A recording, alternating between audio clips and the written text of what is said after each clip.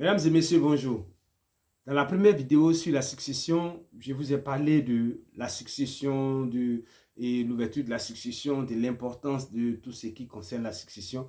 Et je vous ai parlé aussi d'un certain nombre d'actes et j'ai parlé de l'acte de décès qui est le premier acte important en matière de succession et que l'acte de décès, si vous n'avez pas pu l'accomplir dans le temps indiqué par la loi, alors vous devez saisir le juge pour faire un jugement supplétif d'acte de décès.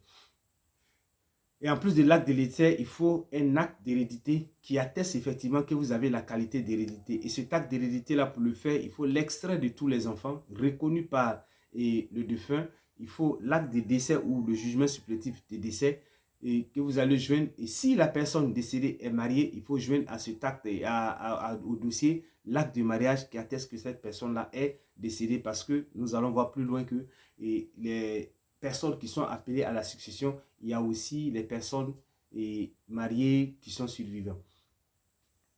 Et il est bon de savoir que le notaire joue un rôle important en matière de succession.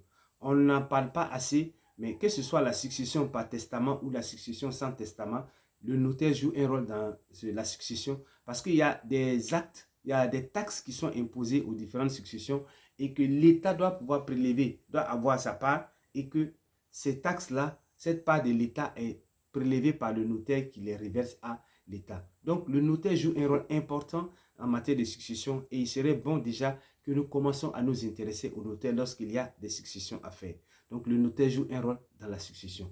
Alors qui peut hériter? Il faut savoir, pour être héritier, il faut exister avant, au moment du décès de la personne.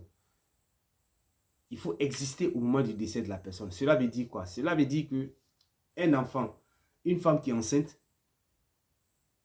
l'enfant qui est dans le ventre de la femme, même s'il n'est pas encore né, est héritier.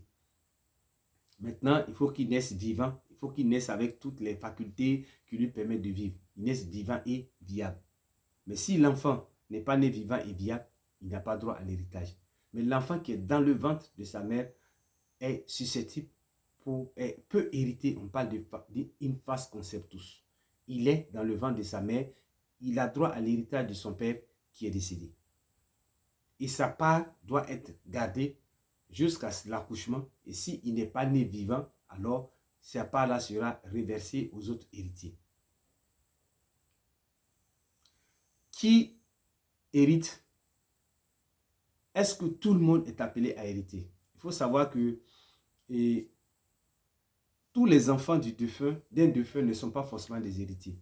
Parce qu'il y a des personnes qui sont déclarées indignes, des personnes dont on parle, on dit qu'elles sont indignes. C'est quoi être indigne? Un indigne, c'est une personne qui a commis un certain nombre d'actes graves, répréhensibles, condamnables par la loi vis-à-vis du défunt. Un enfant qui décide, qui a tenté de tuer son père, de tuer son père ou sa mère, un enfant qui a tué ou même tenté de tuer, un enfant qui a déshonoré son père ou sa mère, en tout cas, toutes ces personnes-là sont déclarées indignes. Mais l'indignité est déclarée par qui? Par le juge. Donc, c'est le juge qui va déclarer la personne indigne. On saisit le juge, on prouve avec tous les éléments qui existent que telle ou telle personne a commis tel ou tel acte. Alors, le juge va déclarer cette personne indigne. Lorsque le pardon est accordé, alors l'indignité tombe. Lorsque le pardon est accordé, l'indignité tombe.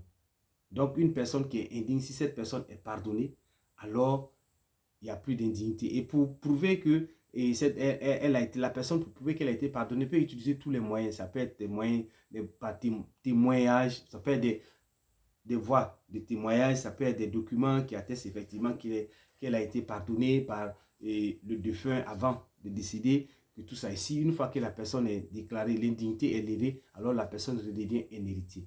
Si la personne a commis des actes graves et que le défunt n'a pas pu, en son temps, au moment de son vivant, saisir le juge pour l'indignité, déclarer la personne indigne, alors les autres héritiers peuvent saisir le juge pour lui demander de déclarer la personne qui a commis les actes répréhensibles indigne de la succession du défunt. Alors si le juge accorde à leur demande, cette personne-là sera déclarée indigne, mais n'aura pas part à l'héritage. Mais si l'indigne n'a pas part à l'héritage, que devient la part de l'indigne? Il faut savoir simplement que si l'indigne a des enfants, ce sont les enfants de cet indigne-là, de cette personne qui est déclarée indigne, qui vont venir prendre, qui viendront prendre la succession de leur père ou leur mère qui a été déclarée indigne. Et si les enfants viennent prendre la succession de leur père ou leur mère qui est déclarée indigne, le père ou la mère déclarée indigne n'a aucun droit dans cette succession. C'est-à-dire que cette personne n'a rien dans cette succession. Elle ne peut pas revendiquer cette succession, dire c'est sa succession. Non, la succession appartient aux enfants qui viendront l'hériter. Et on considère que cette personne déclarée indigne n'existe même pas. Donc, on considère qu'elle n'existe pas. Donc, du coup, elle ne peut même pas revendiquer quelque chose de cet héritage-là. Et si elle peut, non seulement elle ne peut pas revendiquer des choses même présentes de cet héritage, mais elle ne peut pas avoir part à l'usufruit. L'usufruit, c'est quoi? Ce sont les revenus qui proviennent d'un bien. C'est-à-dire que vous bénéficiez, quand on dit que vous bénéficiez de l'usufruit, ça veut dire que vous n'êtes pas propriétaire du bien, mais vous bénéficiez des revenus qui proviennent du bien. Donc, l'indigne n'a même pas droit aux revenus qui proviennent du bien que ses enfants ont hérité. Il n'en a pas part. Donc, il ne peut même pas revendiquer quelque chose parce qu'il est déclaré indigne de l'héritage de son père ou de sa mère décédée. Donc, il n'a pas à rien. Il est considéré comme s'il n'existe pas dans l'héritage de son père. C'est-à-dire qu'il n'est rien. Donc, il ne peut rien revendiquer en ce qui concerne l'héritage.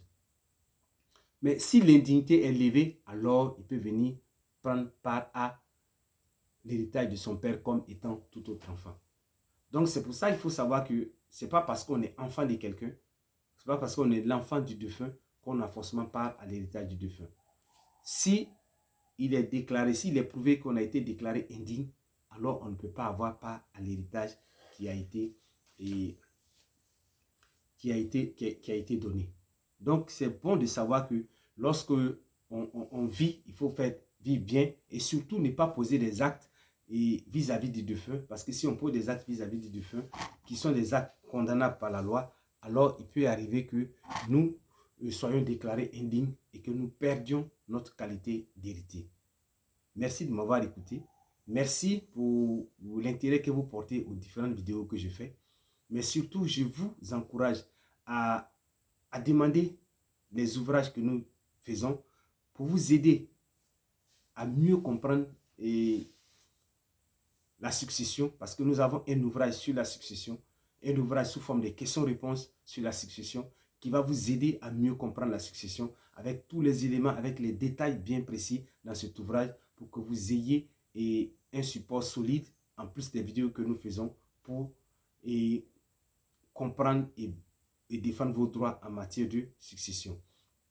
Nous allons poursuivre d'autres vidéos et nous parler de qui sont les personnes qui sont appelées à la succession, qui sont les successibles. Tout ça, nous allons en parler dans les prochaines vidéos. Mais vous pouvez toujours me contacter si vous le souhaitez au 07 79 68 20 63 07 79 68 20 63. C'est un numéro d'appel direct, vous pouvez le faire. Vous pouvez m'appeler également. Vous pouvez m'écrire sur WhatsApp au 01 71 53 22 45 01 71 23 71 01 71 53 22 45. Je suis disponible à tout moment. Je répondrai à toutes vos préoccupations en ce qui concerne la succession. Merci de m'avoir écouté. Surtout, bon dimanche à tous. Bon temps de carême aux chrétiens catholiques. Et je pense aussi bon temps de carême, bon début de carême pour nos frères et sœurs musulmans. Bientôt, ce sera le jeûne du Ramadan. Merci et que Dieu vous bénisse. Excellente journée à tous.